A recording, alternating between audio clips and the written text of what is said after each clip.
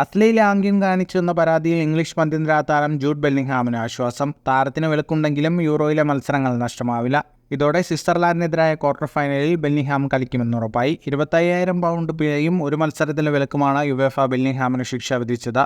എന്നാൽ ഒരു വർഷത്തിനുള്ളിൽ ഇംഗ്ലണ്ടിൻ്റെ ഏതെങ്കിലും ഒരു മത്സരത്തിൽ നിന്നും ബെല്ലിംഗ്ഹാം മാറി നിന്നാൽ മതിയാകും. ഇതോടെയാണ് താരത്തിന് യൂറോയിലെ മത്സരങ്ങൾ നഷ്ടമാവില്ലെന്ന് ഉറപ്പായത്.